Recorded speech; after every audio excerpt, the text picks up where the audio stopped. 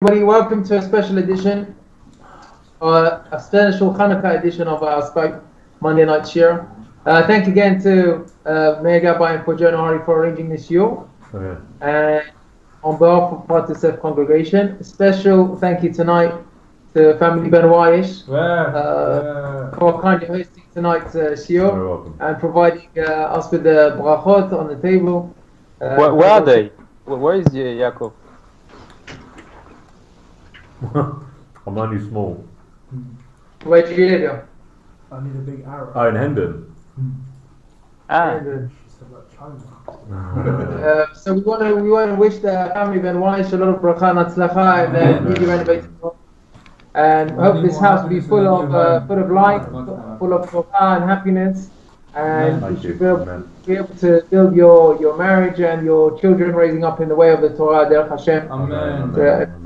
Amen. Thank you. And everyone's invited soon to Chanuka Bayit to be announced. Please God soon, yeah. Well, next week and the 2 weeks after that, I should be in London. Oh, amazing. Oh, cool. Looking forward to having you. Winter holidays, so Great. I'll be able to join you guys with the food. It looks good. So tonight we want to study a little bit about Chanuka. I just want to dedicate tonight's shiur Refuah Shlema for Rivka bat China, Gabriela Naomi bat Leah Malka, and Sheva bat Sheva bat Rivka. So we want to speak a little about Chanuka, and maybe we'll tie in as well to the parasha as well. See how far we get, how we're doing for time. Okay, so just something very, very special about Chanuka. Just before we start, we have to realize, obviously there is something very special and holy just in the lights themselves.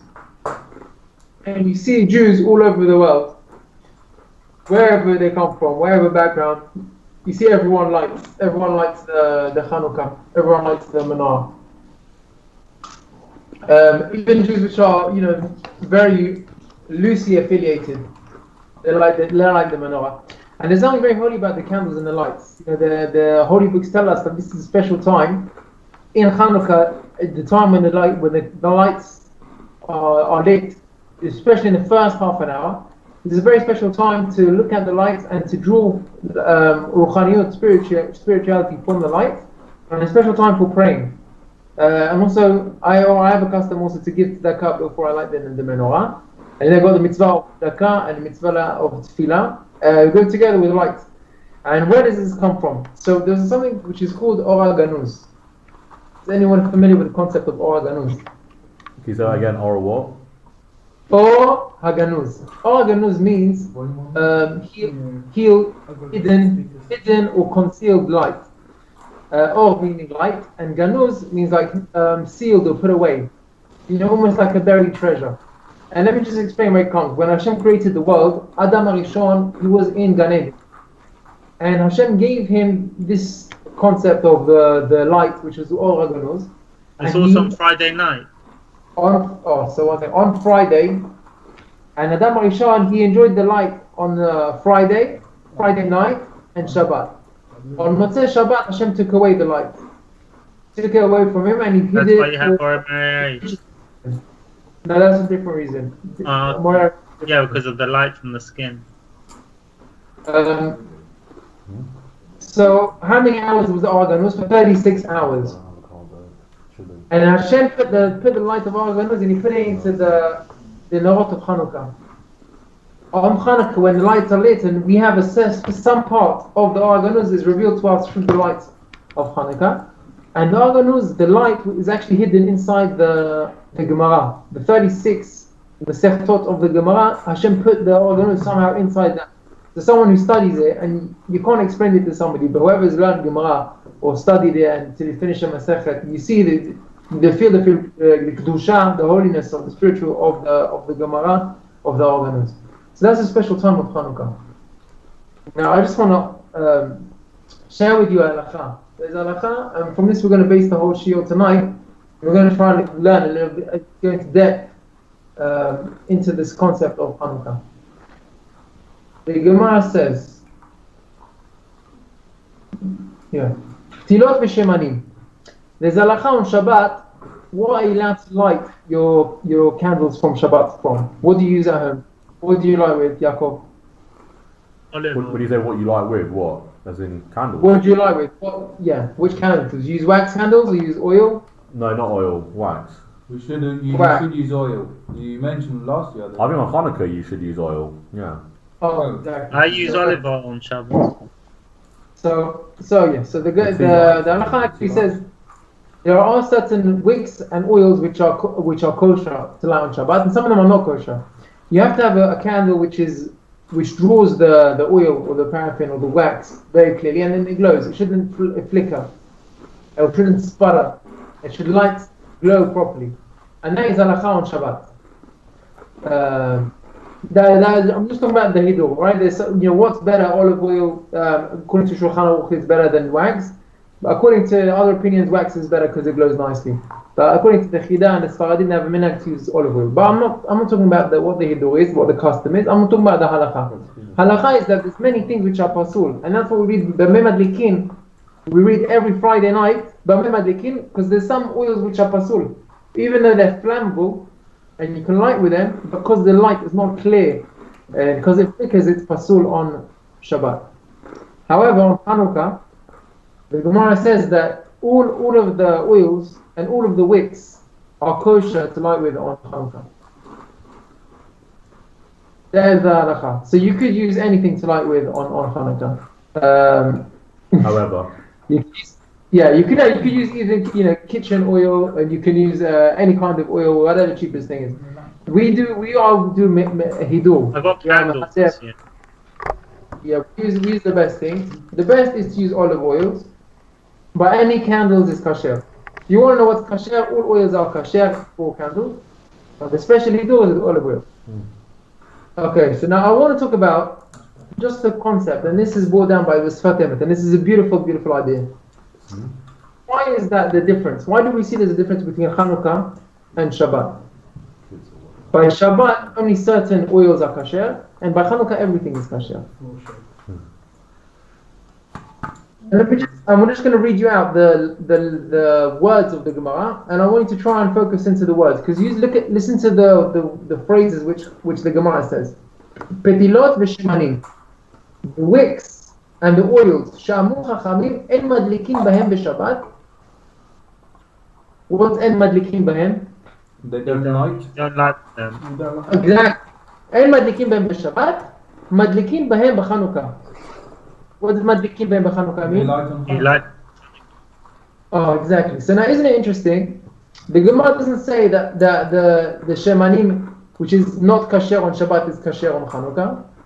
The Gemara uses the word En Madlikin Bahem B'Shabbat, Madlikin Bahem. That means those that you don't light them on Shabbat, you light them on Chanukah. So this is a beautiful idea. We know there's a concept, there's a pasuk which says Ner Hashem Nishmat Adam. You know what that means? Ner Hashem Nishmat Adam. What does Ner Hashem mean? Like the candle of Hashem, the neshama of a person. Why do when a person passes away, we light Ner Neshama, right? You see in synagogue, everyone you got a dedication for those who passed away. We do a Ner Neshama, or on a yacht site when you have Azkara, you light a candle. Why do you light a candle? it's like in memory. Is You like- it because the neshama goes on forever, just like a flame?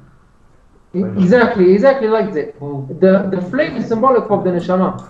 And when you light the candle, it's like you're relighting the neshama of a person. But you see that the pasuk compares a neshama of a person to the neshama of to the candle.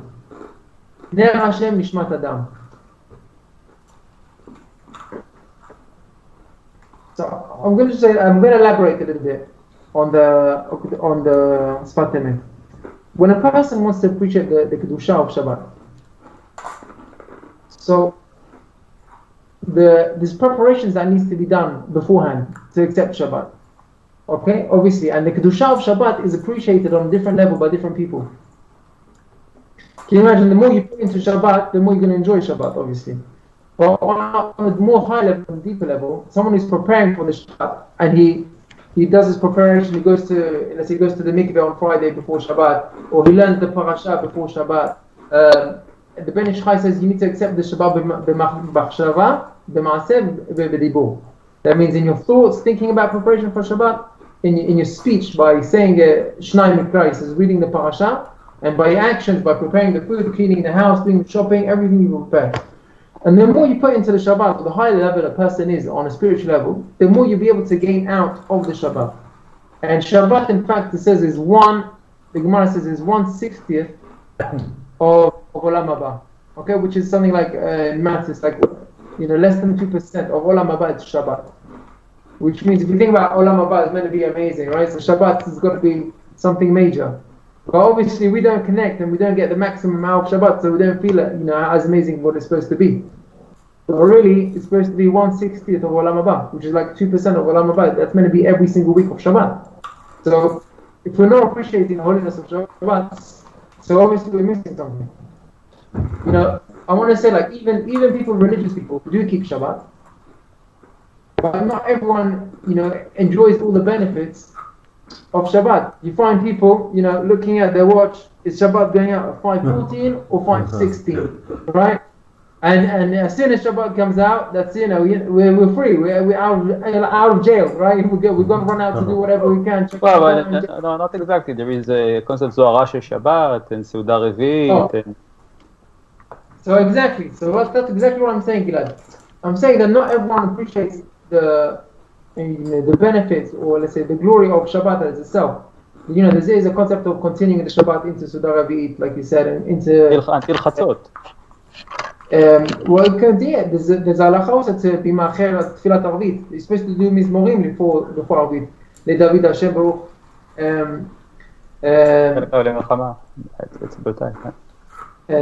לדוד, Hashem, sorry. and also מכתם לדוד. Some people read Shir Ma'alot, but this is brought down in halacha that you're supposed to sing out the way of Shabbat. So what I'm saying is over here, you see that not even religious people, everyone's on a different level to reap the benefits of Shabbat. And in some ways that's compared to the Shemanim and Ptilot. En Madlikin. Madlikin means to light or to relight. So if you think of a soul of a person, and neshama as a person is like a candle, so not every neshama would be lit by Shabbat. En Madlikin, not all the Ptilim and Shemanim, not all the oils and wicks are kindled or are relit on Shabbat. Whereas on Chanuka, everything madlikin bahem b'Chanuka. All the shemanim, all the oils, and all the wicks are kindled and lit on Chanuka. So if you compare we use the analogy that the candles and the wicks, the neshama of a person. So even let's say the Jews, which are far away, less religious Jews, let's call them, or not yet religious Jews. Well, I'm in university. I see them all the time. So you see, all the Jews have the neshama inside them that they rekindled on Chanukah, and on Chanukah they all come out. And a lot of people they didn't keep anything religious-wise, but they light the way on Chanukah. And that's what we see that the light of Chanukah. That's what the Psalm says. The madlikin b'hem Chanukah. And he said these are the neshamot of Bnei Israel. Asherot Torim, they're not as holy and pure. And he says the Rashi Tevot, a remez for it. Nefesh is the soul of a person. And the nefesh is Rashi Tevot, Nun is ner, Pei is petila, and Shin, yes, shemen. So you got the ner, the petila, and the shemen is the nefesh of a person. So that's a remedy to the neshama. And you see, it's very unusual that Hashem comes down on Chanukah and He goes into every Jewish person and every Jewish soul and relights it. And that's special at this time of year. And this is the time of year of the Tkufat Tevet. And Chanukah falls down every year in this season, where it's the cold of the nights. And you see this is different to Shabbat. When do you light on Shabbat? When do you light your candles on Friday? Before nightfall. Before nightfall. Before Shkia. Before even sunset, right? But when do you light the Chanukah candles? After. Not Yeah, exactly. Before the Not Shabbat before that. Again? Before the Joe? Shabbat candles. That's true. Because you can't bring Yes, Shabbat you're right. in and then... On Friday. Huh. But I'm talking about during the week. When Hanukkah is during on the weekday of Hanukkah, when do you light the candles? You don't light it before sunset. You light it after it's dark, at night. And it's specifically lit at night time. Now, nighttime is not a time of spirituality. Nighttime is not a time of Kedusha. Nighttime is a time of Tumah. And I'm not just talking about the nightlife, yeah, in London or those clubs. I'm talking about, the Gemara says that the mazikim, how do you say in English, mazikim? Mazikim are the evil forces, or demons, that they can attack at night time. They come out at night. That's what the Gemara says. The mazikim, a person be careful not to go alone at night. You don't walk in by yourself at night time. And that is all the Tumah at night. And you see we have a specific mitzvah to light the candles, the menorah of the Chanuka at night. And when you see this concept of Kedusha, within the midst of the Tumah, it's not only that it's the night time, but this time of year, it's actually the peak of darkness, because the nights are the longest at this time of year. It's the longest. So you see that, and also where do we light? Where do we light the Shabbos candles? We light them at home, on the table, on the Shabbat, or next to the table where we eat the Suda. But traditionally, where do you light the Chanuka, the menorah? You light it outside. By the In window. Reshut HaRabbi. Sorry? In front of a window, no? So nowadays we light it in the window, but in the times of the Gemara, they said they used to light them at the entrances to the house. Right. Outside, but even on the Reshut HaRabbi for Pirsum HaNes. Reshut HaRabbi, how do I say that in English? Is in the public domain. Right, so like on the street, on your front, let's say if you got a front yard or a front garden, so just when it's on the street, that's where you light your menorah. And in the street, that's also a place of Tumah, Reshut HaRabbi. Right, we already keep the Kedusha, you keep it at home. You know, that's the modesty of the home, the Kedusha of the home. In the street, you're open to subject to all the filth and the Tumah which is in the street, which goes on, especially if you're living in a place where there's all going around you. The street is Tumah. And that is the place where you're lighting the menorah. Also, according to the Ben Ish Chai, where do you light the menorah? If you light it by the door, so you go on the right hand side of the door, you put on the mezuzah. The Chanuka Kiyah is supposed to be opposite the mezuzah, it's on the left side. What's the left side? Left side is the small, that's also the side of the dark side. We say Yemin Hashem Romema, the right hand of Hashem, that is drawn. So the right is the Kedusha, but the left side is a small. Also the word small, the sin and samach is interchangeable, and samach mem is the name of the dark side of the samach mem of the angel. So you see all of the Tumah is got to do with the Chanukiah. Also where do you supposed to light it? Under 10 tefachim. The Shekhinah doesn't come under 10 tefachim. Normally the Reshut HaRabbi only goes up to 10 tefachim. And you see specifically that you light the Chanukiah under 10 tefachim. That's according to the Ben Ish Chai when you put a point to the door. So, if you follow this through, we just said several things, that the menorah is in the midst of the Tumah, and that is where you got the Kedusha. This is not unusual. How can it be that HaKadosh Baruch Hu comes and he brings down his Shekhinah into the most mundane and the most profane, the place where there's most Tumah, and that's where it comes in. Furthermore, you see Chanukah is the only Chag that it's for 8 days long, and there's no Chol HaMoed. There's no Chol HaMoed on Chanukah, and we never have that Yom Tov. We always have Yom written in the Tov. Torah. Oh, so you're right. You have a very good joke. Chanukah is not written in the Torah. It's written in the Gemara, and it's tradition from the times of the Gemara. So you're right. It doesn't have the holiness of Yom Tov. But how unusual is it that on Chanukah we still go to work? It's not a Yom Tov. We don't even dress like Yom Tov. We wear our weekday clothes. We go to work, and yet it's at the same time we read full Hallel. Hallel we don't even read on Chol HaMoed full Hallel. Did you know that? We don't read half Hallel. We read every day full Hallel. Chanukah. On Chanukah we read every day full Hallel. Every day we read full Hallel on Chanukah. Whereas Pesach, only the first day and the last day. And here, it's not even a full Yom Tov. We go to work every day. We wear our weekday clothes, and at the same time we put tefillin on. And we put on tefillin. There's no musaf, is there? There's no musaf. Or is there? So there's no musaf on Hanukkah. There's no musaf on Hanukkah, but there's halal every day. So how do you see the concept of holiness in, let's say, the midst of mundane and profane, and everything is chol? In fact, the word chol is similar in Hebrew to the word choli. So you play down the whole idea of Hanukkah, basically. No, I'm not playing it down. I'm saying that you see, even though that it is mundane, but you see is the speciality of Chanuka that you read full Halal every day. Then if you appreciate how unusual that is. On Rosh Chodesh we don't say full Halal. On Chol HaMoed Pesach we don't say full Halal. And here, yet every single day we're reading for 8 days full Halal. And it's a one-sided. Yeah, so it's confusing. You know, is it a holy day or is it a weekday?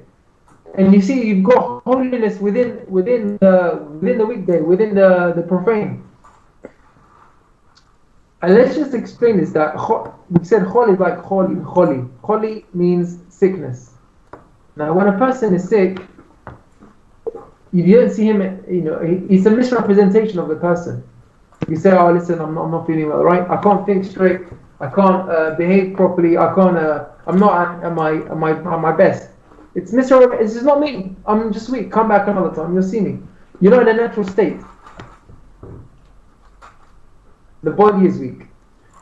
During the weekday, right? During the week, the way that's when a person is weak. It's misrepresentation. On Shabbat, that's when his neshama is strong. That is, the whole holiness is hidden during the week. And that's all the days which are profane. But Shabbat is the holy day when the neshama comes out. That's when we're enlightened and we get spiritual. You know, when we leave our office, we leave the work, we just put everything behind, we just come to synagogue, we do tefillah, we're with our family at home, we sing Zmiot at the table, we say the word Torah at the table, we do Birkat Hamazon, we come close to Hashem, we bit of Shiur Torah, we come. That is Shabbat. And that's completely different to the way we are during the week. And he said Chanukah is a time, it's like Bikur Cholim. What's Bikur Cholim? It's visiting the sick. That means Hashem comes down and he looks, all the Jews which have been abandoned and a bit lost, there's lost neshamot. And he comes down and reaches them. That's when Hashem comes down to bring them out. And he goes under 10 tefachim, where the Shekhinah is not usually there. And he goes to the left side. And he comes in the dark of the night, and he goes, specifically in the longest time in the dark of the season. And, after sunset, in the place where he's not normally to be seen. Why does he do that? To take out his neshamot. To say, listen, I'm here, and I love you, and I still want to be with you. And that's when Hashem comes down to bring them up. And, if I give you an analogy of this, right? Hashem says, even if I need to come down into the darkness, where I'm not usually supposed to be here, but I will do that for you. If I can give an analogy, if you see a rabbi coming out of the cinema or a pub, he's like, you see, Rabbi, what are you doing here? You say, what am I doing? What are you doing here? What are you doing? But it's not unusual like that. You don't see that. The Shekhinah doesn't belong in low places. The Shekhinah doesn't belong in Reshut HaRabim. It doesn't belong in the place of Reshut HaRabim, in the place of Tumah. Why is Hashem here in the place of Tumah? Why is he under 10 tefachim? Why is he on the left side? Why is that the place where we put the mezuzah? Put the Chanuka? Chanuka is meant to be a symbol of light. That is represents the miracle that Hashem did for us. What Hashem loved us. And Hashem shows now His love. And that's why Hashem shows that every Jew still loves us. The Rabbi Shimon Bar Yochai, he says this mashal in the Zohar. If you have a Kohen, is anybody a Kohen in the group? Oriel is a Kohen? No. Joe's a Levi. A Kohen? Who's a Levi? Oh, of course, we got Joe. So, a Kohen is not allowed to go into a cemetery. Why? Because he's not allowed to become contaminated. But if he wants to get he needs to go inside to retrieve something, he'll say, listen, I have to get the food of the Kohen is a truma. Truma is holy food which only the Kohen can eat. So he says, listen, if I go in, I'll get contaminated. But he says, if I don't go in, the truma will be lost and it'll be profaned. He says, I have to go in. I'll go in and then I'll cleanse myself. And he says, that's the Shekhinah. Shekhinah is Hashem is the Kohen. And he goes down in the Tumah just to get us out.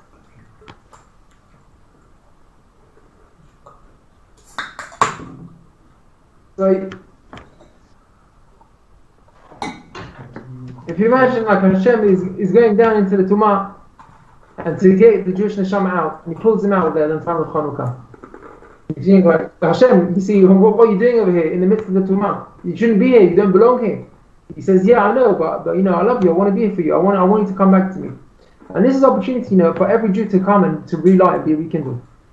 And I just want to suggest, you know, if anybody, you know somebody who's, you know, maybe far away from the religion a bit, but if you invite him to the time of Chanukah to light the menorah with you, you know, everyone is welcome to come, offer them some donuts, maybe something nice, and they'll come. And once you get them for that's an opportunity for the soul to be to rekindle from the Kedusha and the holiness of the lights. I'll tell you, in the Hasidim, according to the Hasidim, it's actually the end of the Yamim Noraim, is Chanukah. You know, we finished Yamim Noraim, Rosh Hashanah, Kippur, Sukkot, Hoshana Rabbah, Simchat Torah, that's it, we finished.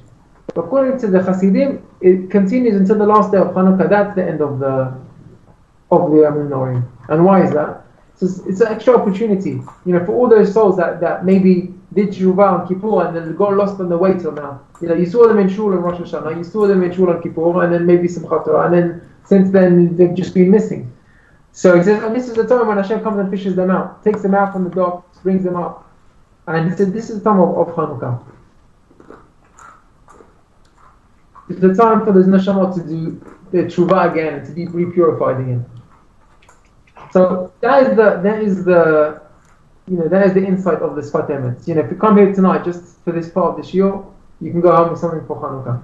But just to go a step further, and to go a little bit deeper. Remember, we spoke about Maaseh Avot, Siman Lebanim. You familiar with this concept, Yaakov? No. So maybe Meir, do you want to fill us in? Fill him in. The actions of our forefathers are, I mean, literally means signs for the sun. Basically, everything the forefathers do, we do again. Reenact? Reenact, yeah. Not just that, whatever happened to them will happen to us too. Oh, thank you, Faria. The Avot, the forefathers, Abraham and Yitzhak Yaakov, it's not just happening, it's we actually do it. We're actually doing it, and it's also happening to us. Whatever happened to them, happened to us. And the Avot, if you like it in a sentence, it's the Avot, they pre-lived Jewish history. They pre-lived history. Whatever happened in their lives, that is what happens to us. But not literally, though. Well, almost literally, yeah. It's a model. It's like a model theory. That's a reprint of history. And I explained to you, just like the Avot, they went down to Mitzrayim and they got exiled and they got redeemed. You know, so in future generations, we went out into Galut and exile, and we will be redeemed. And there's a lot of analogies. The Ramban, if you study Sefer Bereshit, there are things that happen throughout history. I don't know if you missed the Shiur last week as well about Yaakov's life, and we explained all the episodes of Jewish history happened through Yaakov's life. We explained how how it's relevant to the Greeks and the Romans and the Babylonians, and maybe if we go to archives, maybe I can fish out for you. But you see that actually Maaseh Avot Siman Lebanim, whatever happened to Yaakov in his life was actually pre-living history for the future generations of Jewish history. So if we're now talking about this concept, that on every Chanukah Hashem comes down and fishes out those neshamot from the darkest, from the impurities, right? Even someone who's not on the level to accept the Kedusha of Shabbat, but he will be able to connect to the Kedusha of Chanukah. So there must be a place in the Torah where we see that in the Avot. There must be a place in the Torah that we see that from, as a model because that comes and reprints and relived every year. So the question is where? Exactly. Yeah, bro. I'm just gonna leave you to think about it. More for the menorah or the? Because I remember when he said with Dina, that's the model of the Greeks. Because everything that happens to our forefathers happens to us. So how can we? How does Chanuka fit into that?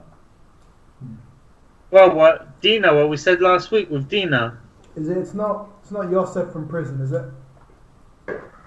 Oh, you're doing well. You're close. In the pit? No. Or the brothers? Is I don't expect anyone to get this. When the brothers find out that Yosef is, when he says, No, that, let me just- I just want to clarify what we're looking for. We're looking for a time. Okay, so when Yosef was in prison, he was in the darkest place, but yet the Shekhinah was with him there. So we do find the concept of that, and that is that's exactly the idea I'm looking for. What Ariel said, where we see that there's a time of darkness, and Hashem comes out especially to reveal Himself and bring out the neshama.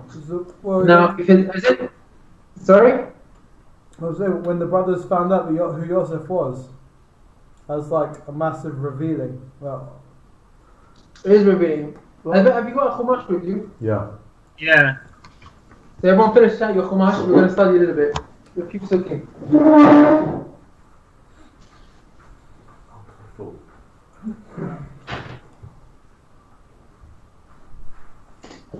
Okay.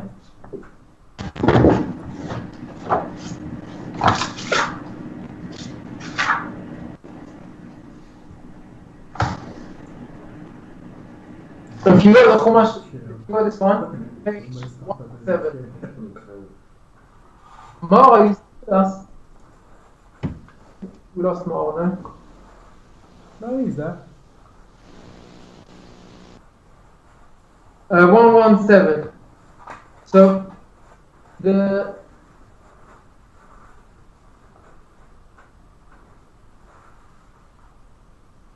Did you see what it says in the Balaturin last week? In the Chumash. It says in the Balaturin last week. Yerushalayim. Yeah.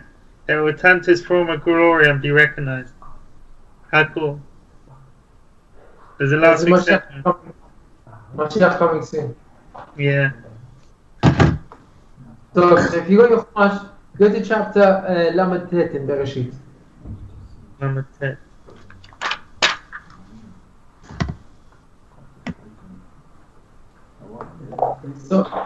So the Ramban brings down that Maaseh Avot Siman Lebanim, that the forefathers Abraham, Yitzhak, and Yaakov, they pre-lived Jewish history, but the Zohar includes a fourth person. Who does the Zohar include? David HaMelech. No, so Zohar includes Yosef HaTzadik. Yosef is also considered like one of the four Avot, which is Maaseh Avot Siman Lebanim. That is Yosef. Joe, did you know that about Yosef? Sorry. Yeah, that was one explanation for Elech Yaakov Yosef ben 17. Excellent. Ele Todot Yaakov. Elech Toldot Yaakov, sorry. Ele Todot Yaakov Yosef. Exactly, that's what I wanted to say, Gilad. That Yosef, he was the direct follower from Yaakov. He was his prized son, most beloved son. He taught him all this Torah. He looked like Yaakov. He learned Torah from Yaakov, and he was a continuation of Yaakov. So just like you see, Yaakov was Maaseh Avot, his actions were Siman Lebanim. Also, Yosef was also what happened to Yosef was also Siman Lebanim, and is also a model who pre-lived the Jewish history. So I want to just study with you this short episode of Yosef with Eshet Potiphar. So if you got the English there, Yaakov, it's chapter 39, verse 7. Hang on a second. I think it's Vayeshev, man. Yeah, exactly. It's Vayeshev. It's actually last week's parasha. Yeah. You see, Vayeshev always precedes the week before Chanuka. There's a lot of connections of Chanuka with Parashat Vayeshev. Many. Fine. So maybe just do a little bit in English. Yosef, it says that Yosef was very beautiful in appearance. He had a very beautiful manner. And the wife of Potiphar, that's how she was described as in the Pasuk, she set her eyes on Yosef, and she says, listen, I want you to be with me. She said specifically, she didn't hide it, what she wanted. She said she tried to seduce him many times. And he means he abstained.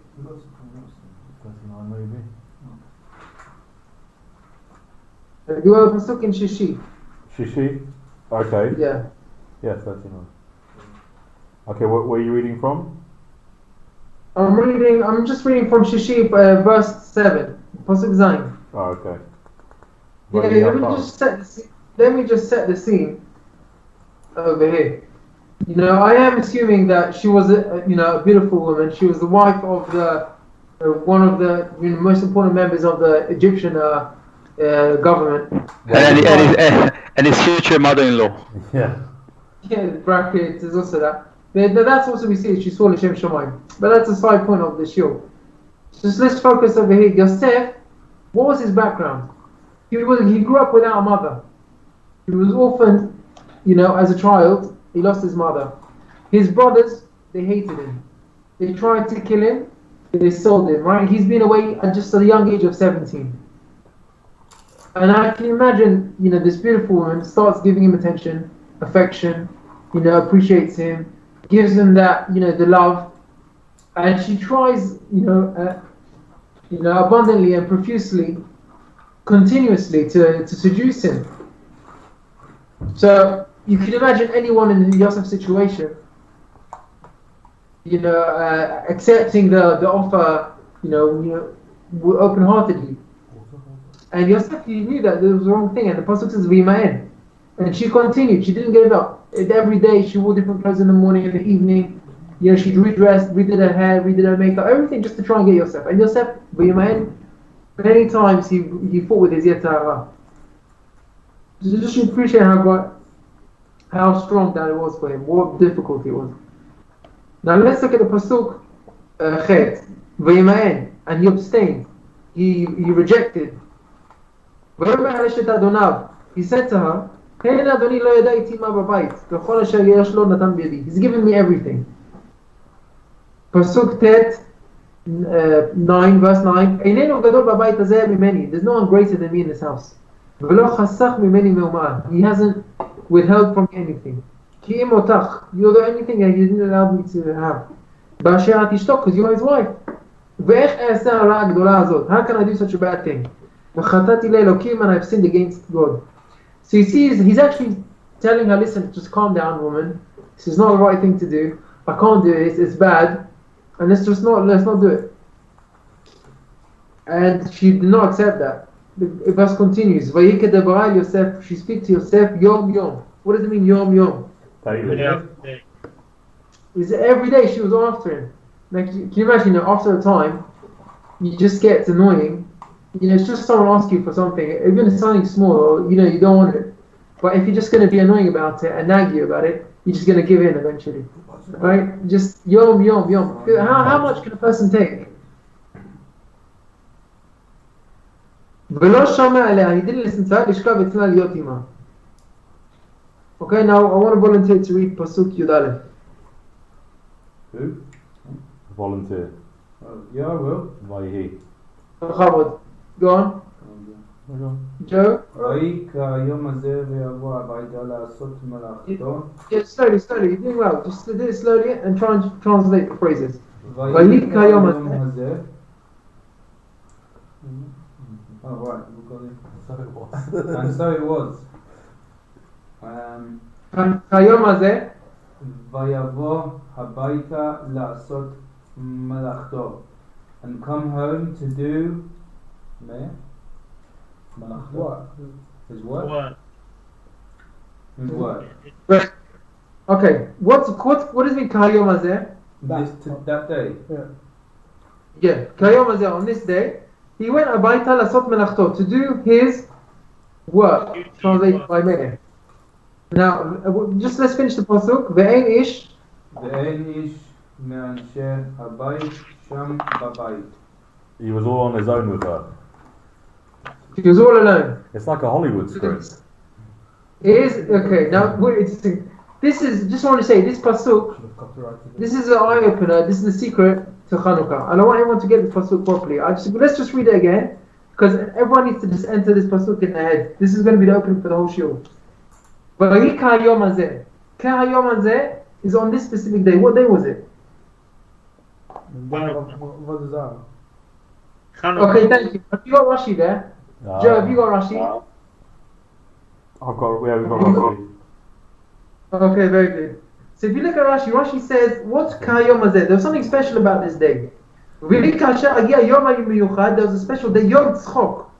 You know what Tzchok is? It's a holiday. Yom Eid Shelahem. It was a bank holiday. That's why there was no one there at home. He says, Shalchu kulam lebeit avodat elelim. Everyone went to church that day in Egypt. And she said to herself, En li yom agun li zakek li Yosef k'yom hazeh. This is my day, this is my opportunity. Everyone's gone out, everyone's gone to celebrate, or everyone's gone to do this holiday.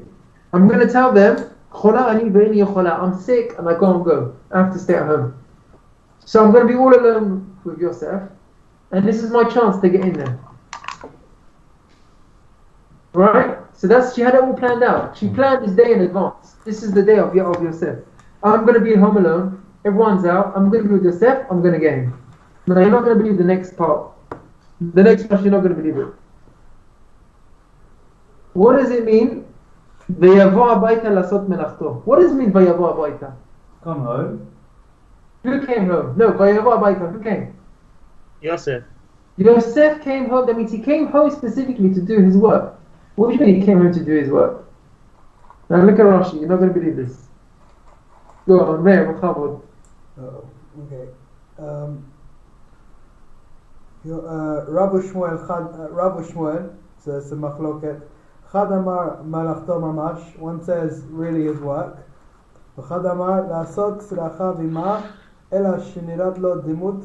So la'asot tzlacha v'ma, to do his needs with her. Ela shenirat lo dimut dichno shel aviv v'chulu, until he saw the picture of the face of his father, and etc. In Masechet Sotah. Right. Basically, So he came home that day. Well, according to one of them, according to I think Shmuel, he came home with the intention to be with her. Exactly. Yeah, but how does it suit the next pasuk? So you just but the sequence is indicates otherwise. Oh, so one second. Let's just explain. That's controversial. Yeah. No, so let's just explain. We're going now. There's an opinion of Gemara. He actually came to do his work, but the opinion of that he actually Yosef said to himself, I can't take it anymore. It's too much. She's driving me nuts. He said, I'm going to do it. And this was the day actually Yosef vayavo habayta lasot melachto. He said, I'm just going to go and do it, and I'll fulfill my needs with her. And that's when you see Yosef actually falls. This is what the Torah is telling us. Yosef, after all the persuasion and all the seduction and many years of trying, it's like a whole build-up, and now he's all alone and no one's there, he said, I'm going to go for it. This is like the whole Tumah. Now you should appreciate there's a tremendous Tumah in the world on the day of let's say the holiday of the Avodah Zarah. When the Yom Eidam is when the Goyim celebrate their day. And in fact, I don't know if you know, but there's a in the Hasidim, the world of Hasidim, that December 25th is known as Nittelnacht. Nittelnacht. You ever heard of Nittelnacht? Yeah, Nittelnacht. Nacht means night, and Nittel comes from the Latin word natal, which means birth. This is like the night of the birth. When they all go to celebrate the night of the birth, there's a tremendous amount of Tumah in the world, and there's Cham Hasidim, which they don't study Torah on that night, on the 25th of December, because they don't want the Torah to be captured by the forces of the Tumah. Right? And then some Hasidim, they don't study any night Torah, but there's some Hasidim specifically on this night they don't study Torah because of the Nishanah. But I don't understand it. This date is meaningless What do you mean? This state is meaningless. It's empty air. There is nothing there. There is no Well, not significance to it. not That necessarily. you can see. It's a very big. One thing, It's a very before big we come to outside date. let me just finish this point, just before we digress about the point of the timber. What happened? What saved Yosef? How The did he face stop? of his father. What do you mean, his image of his father? He suddenly got a WhatsApp with his father on it. What does that mean? He saw the image of his father. No, because he looked so much like Yaakov. When he saw his reflection, he reminded him of his father. So what do you mean, there was a mirror over there. He came in and he saw a mirror. And he thought it was himself. He didn't know what he looked like. No, but his father looked exactly like him. But when he looked in the mirror, he saw the image of his father. Yeah, but doesn't the Midrash also say that the image told him that if he did it, he was going to lose his place as one of the tribes? So it was a So you see. self. So His position was on the line, so he didn't know. Surely it's more than that. yeah. Well, no, it literally is that. No, it literally is that. And it's not only that, a person only falls when you don't appreciate who you are. Now I'm going to give you an example. Let's try to think of a good example. It's like your boss's wife onto you all the time, but you want that promotion and you don't go for it. No, it's not that. You see over here, if a person appreciates who he is, sometimes you really want to do something, but you'll stop yourself just because you realize that it's not right for myself, for my pride to do it.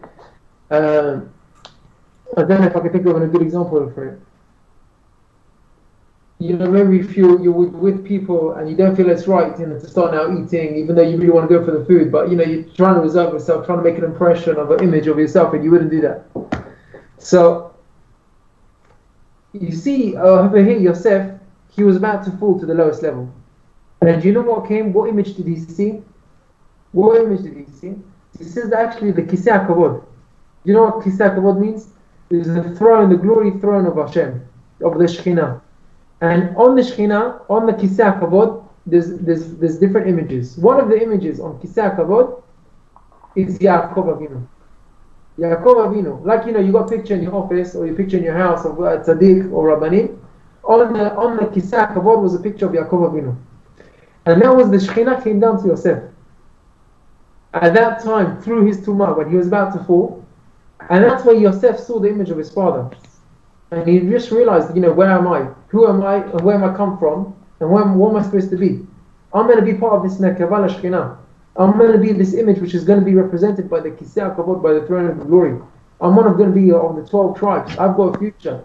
Right? He didn't know he was going to be king of Egypt the next day, in the future, or he's going to be the leader, of Egypt and the future leader of the tribes of Am Yisrael.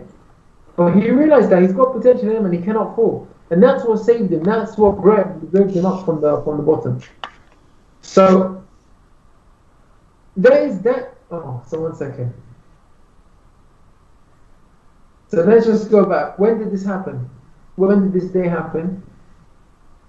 It seems like in comparison to the legends, so to speak, our forefathers, it seems like quite an easy test for him to overcome. If you can compare to Yitzchak Avram almost killing his son, you compare that to him turning down the woman who's been pestering him every day. Not when you put in context of the fact I'm not sure, to be honest. I know. I'm not saying. I think it's one of those. It's a complete different type of challenge. Isn't Yeah, it? we have to appreciate. No, it's on a different level. But Yosef is connected to Yesod. Yesod is the purity of the kedusha of a person, and you have to appreciate where Yosef comes from. He was alone. He had no family. He was all by himself. Okay, he got thrown out into a pit. He wanted to be killed by his brothers. He grew up without his mother. Okay, he was orphaned as a child. He never had that love. He never had affection from anyone.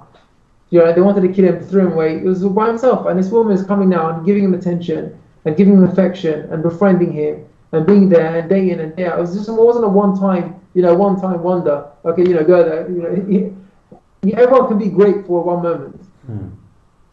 Okay, everyone can go, okay, now, you have one big day, you got your time of glory. One time to be there. Everyone can come on time to shul once, right? Once you're early for shul, or once you're early for the shiur. But someone who comes every time, early to synagogue, or every single time, that's ongoing, that's a continuation, the trial, it's, difficulties there, we could say that David HaMelech asked for a test, and he was given the test of Bathsheba, and he failed it. The thing is, just imagine that it's yourself. Sorry. The thing is, it wasn't that he failed the test with Bathsheba, because he said to Hashem, like, test me. It showed he was supposed to be humble, and to say now test me, he had to fail. Otherwise, he would say, "You see, God," like he had to come and fail. It wasn't just like, a test that he failed. Because he came to Hashem and said, "Why don't I have this? Test me, Hashem, test me." So what was the? It's kind of saying if he would have passed it, he would have done it. He would have said, "You see, God," and the ego would be too much, and it would have destroyed David. So he had to fail, just so because you go to someone, you go, "Yeah, test me and let me see," and you do it. It's not a test no more, but you had to fail it. I was hearing a shit from Rabbi Tat. So what was? It wasn't just as simple. Test? So what was we can't just judge him for that. No, but what was the impossible test? Of course you can. You can't. Okay. What was the impossible test? As I was. Okay, let's come back to the show. I just want to go back to Gilad's question. Gilad said, there's nothing about the 25th of December. Okay, there's nothing about it. It doesn't meaningless. So we do study Torah on every day of the year, including that day as well. And even though there's nothing in it, and there's definitely nothing spiritual in it, or nothing holy in it, but the Hasidim do believe that there's a big contamination on the day, and we see that through the Chazal, that the day that they consider holy, that they go out and they do their avodah zarah, they do their tumah. There is a tremendous tumah in the street, in the time of the klipot and mazikim. It's something that we don't understand. We don't have the tradition not to study. But the Hasidim, and I remember Hasidim in yeshiva, that they didn't study Torah, and some of them I remember they just went to play chess, but some of them they went to sleep early, then they woke up early and they learned Torah the whole day, instead of that, because they didn't want that the night that the Torah should be contaminated by any impurities. And there's a trick. No, I was going to say, is it different with like Ramadan, because they're not idol worshipping, they are actually praying to the God. So, yeah, I'm saying there is something in that. There's some truth to that. So anyway, you're saying about the whole idea of the... It's not for tonight. Just one thing though. When do you think this day of Yosef was? When was it? What day of the year do you think it was? Very difficult to tell, really. I don't know. There's no suggestion of... Chanukah. Thank you, Ariel. Thank you. Chanukah. How do we know? Where's the remez? Where's the remez? Now look in the pasuk. Remember pasuk Yud Aleph.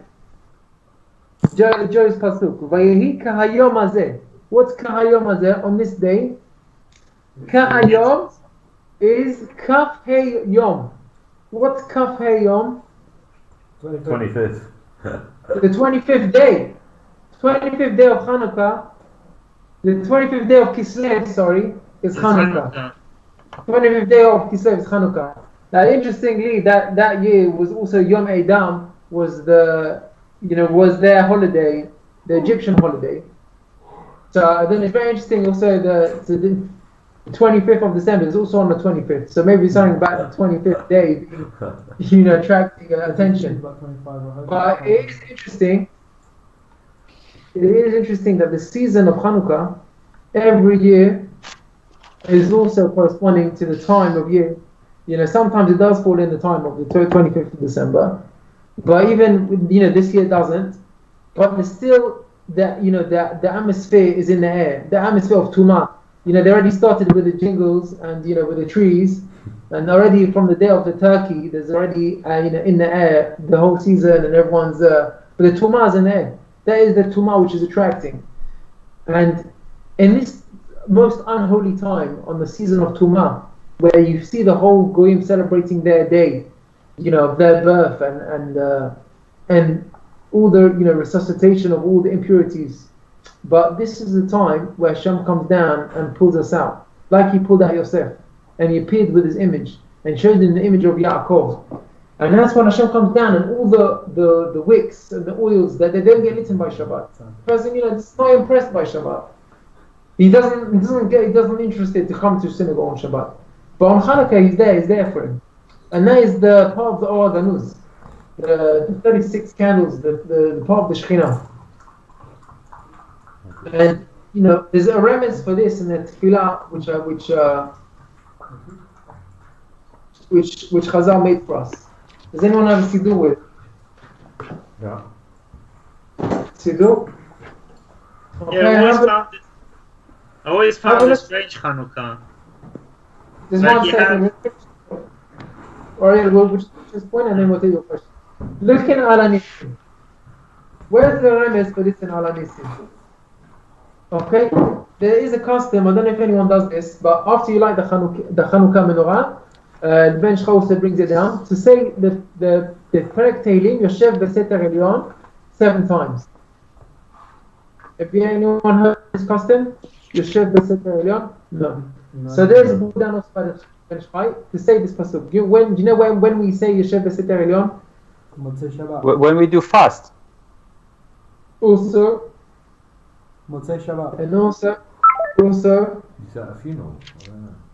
thank you, Yaakov. Well done. At a funeral. He asked. Thank you, Yaakov. You say at your funeral, Yoshev Beseter Elyon. What's that got to do with Chanukah? Funeral and Chanukah. What's the connection? Bring you back to the dead. Okay, so what is a cemetery? A cemetery is full of dead people. You can imagine there's a lot of mazikin, there's impurities at the time of the funeral. And when you come trying to bury a person, bury a soul, all the mazikin, the impurities are trying to grab onto it. Yoshev Beseter Elyon is the prayer that Hashem, that it pushes away all the mazikin, all the impurities, so all the evil forces. It's a time and place for the Tumah, and the Shekhinah comes down to recover the souls. And on Chanukah, that's the time when Hashem comes down and recovers the souls. He pushes away all the impurities, can reach right through and penetrate the Jewish neshama to take him out of the Tumah. Like you went down and took Yosef out of the Tumah of Mitzrayim. Think about it. You got the country of Mitzrayim was the peak of all Tumah. They had major witchcraft, black magic in Egypt, sorcery. It was the day of their holy day, the day where they went to worship, and he was in the house of Potiphar for the biggest avera, and he was ready to do it. And Hashem just pushed away everything and fished him out of there. And that is the time which is now relived every year on Chanukah. This is a special moment, a special time for us. And that light of Chanukah penetrates all the Jewish souls. Hashem comes down. Imagine you see now Hashem, and you say, "Daddy, what are you doing here?" He said, "I came to save you." He said, "Yeah, but it's beneath your dignity to be here." He said, "I know, but I love you so much, and I want you to come out." He said, "I'm going to come out between myself, but I want you to come out with me." And that's when Hashem went down into Mitzrayim to save us out. He said, Hashem took us out of Egypt. He went into Egypt, into the midst of the Tumah, just to bring us out. And that was Yosef. He was the first time when Hashem, he did this phenomenon. That he went down into the Tumah, and he took us out, took out Al-Shama, which was in trouble. Now where do we see this remez in Al-Nisim? I want everyone to read it, and I want to see who's going to get it first. You got enough clues. I want 2 words. Just read Al-Nisim. If you listen carefully, it should just jump out to you. Bimei Matityahu. Just start from there. I haven't got a siddur with me. Oh, come on. I'm going to get one.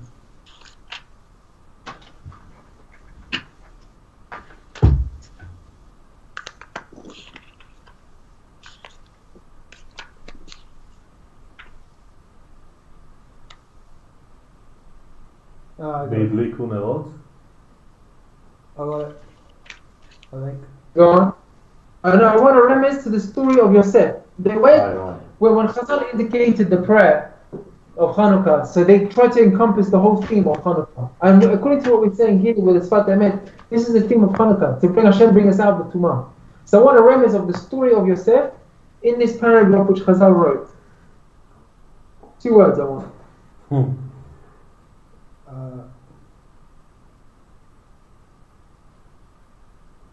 I think Joe will get it actually.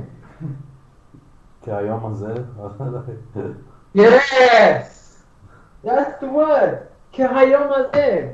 כף היום. כהיום הזה. What does it say in Al Nisim? He says that the day, Tme'im biyad ta'orim, the impure was in the hands of the pure. Zedim biyad osket Toratecha, those who study the Torah. Lecha asita Shem gadol v'kadosh b'olamah, u'le'amcha Yisrael asita teshua gedolah. You made this salvation for your people of Israel on this day, ufurkan, of salvation and freedom, kahayom hazeh. Where did we see this word? Kahayom hazeh, where did that come from, this word? Well, we just saw it in the Pasuk. V'yikayom hazeh. Kahayom, 25th day. This day of Chanuka, of Kaf Hey, Kahayom hazeh, where the whole story of Yosef took place. That was the time of Chanuka. That was the time of Kedusha. So, where does that leave us here? You know, the night before Chanuka. We got the whole story with Yosef, the lights of Chanuka. We're lighting. What about us? How does that change our attitude? So we have to remember that we're all children of Hashem. You know, we can be comforted by the fact that the Shekhinah will love us, and whatever we've done, or you know, whatever any Jew has done, Hashem is still Hashem's child. You know, a child, whatever he's done wrong. Okay, whatever he's done wrong, a child will always be forgiven by his parent. Okay, and we are all still sons of the children of HaKadosh Baruch Hu, and the Shekhinah just wants us to come back.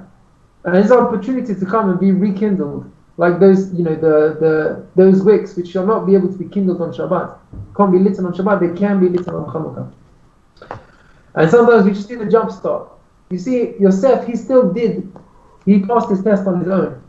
Right? He could have ignored that image of his father when the Kisei HaKavod came down and he saw that image. He could have just ignored it. He had the opportunity, no one else was there. But he saw that as a sign, and that jump started his neshama. But actually, you can never know if he failed in this test, what would have happened. We may have not be here today. Yeah. So actually, the Zohar, I just saw this today, Gilad. The Zohar HaKadosh says that if you would have failed this test, the whole world would be destroyed. That's exactly. I'll show you. The Gemara says that Hashem went down out of Rachamim to help Yosef. It's like exactly. It was right or left. But you see that Hashem gives us a spark, and then that sets up a light of everything. And me'at min ha'or doche harbe min ha'choshech. I just want to end up with this story. There was a Jew in Kiev, in Tsarist Russia, and he abandoned his faith because in Russia you can't be a from Jew or religious Jew or any kind of Jew and you try and make a parnasa in Russia. And he said, listen, I'm going to leave it. You know, he took off his kippah and he said, I'm going to work and I'm going to be a goy. And he went down to such a far level that he abandoned any kind of connection to Judaism. And in fact, he ended up eating on Yom Kippur. Look, that's how far he went. And he had no identification of being Jewish or anything.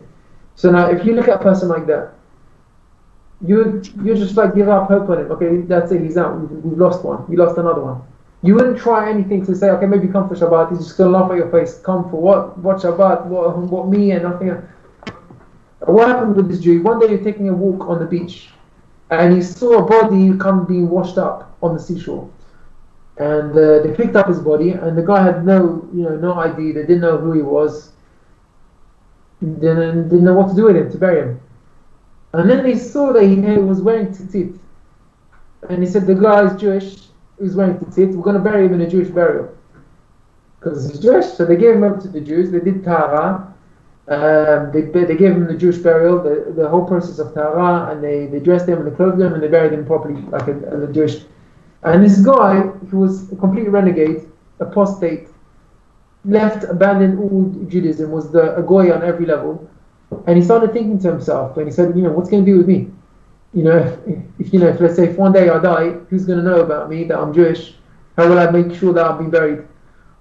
And he decided, I need to carry ID on me. And he decided, what I'm going to do? I'm going to wear tzitzit. At least if one day there's time to tzitzit, or whatever, I die in hospital at home, but at least they should know that to put me in a Jewish cemetery, otherwise no one's going to know. That was what he decided to do. Then you can imagine the rest of the story. But he started putting on a tzitzit, And then tzitzit had immediate effect on the person. You know, so first of all, you have to find a tzitzit. You've got to go and speak to some kind of Jew to find where'd you get a tzitzit from. So he already was in touch with, you know, looking for some rabbi or someone in the synagogue, Gabbai, to give him a tzitzit. And, you know, the Gabbai gets him, invites him to the synagogue, and then one thing leads to another.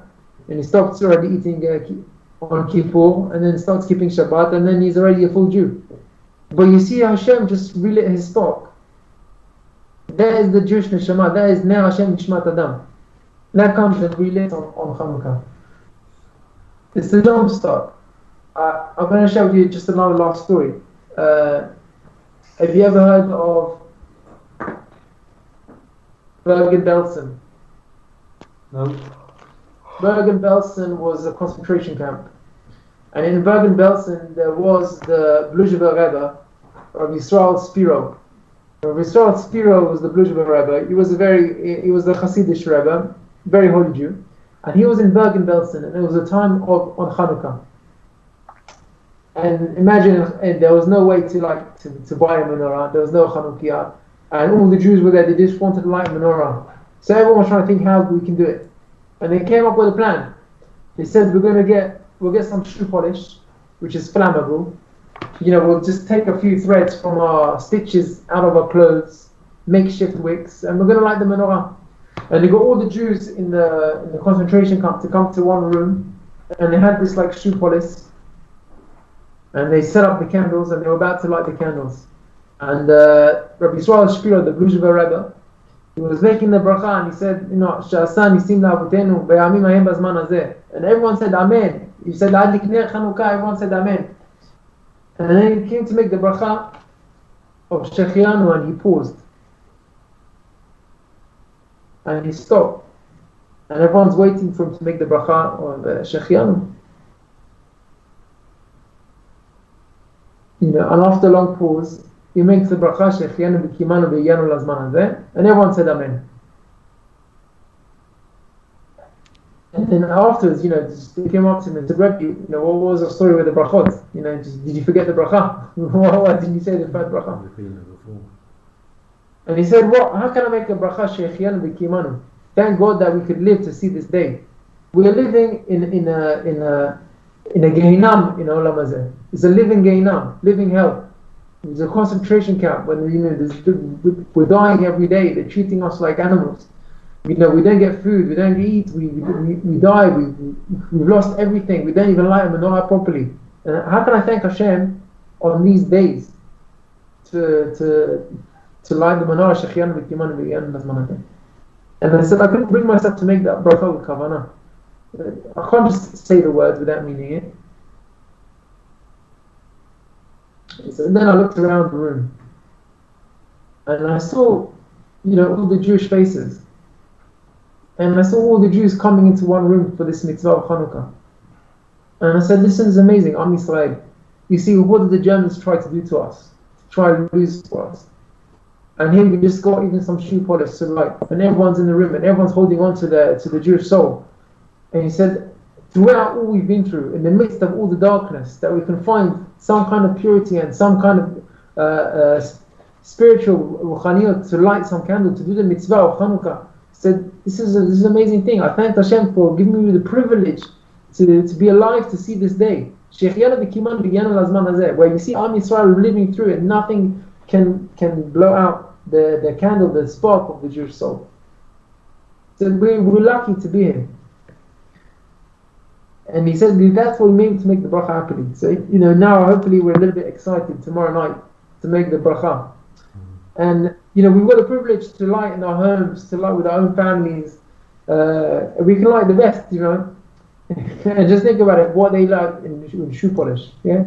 We can all go light, and we can buy the best olive oil, the best candles we can go out with. Right? When we buy shoe polish, we want to get a good quality shoe polish, right?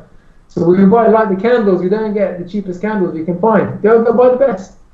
Buy the best. Whatever you put in your olive oil, you put in your salad, that's what you buy for Hanukkah. Don't get anything less.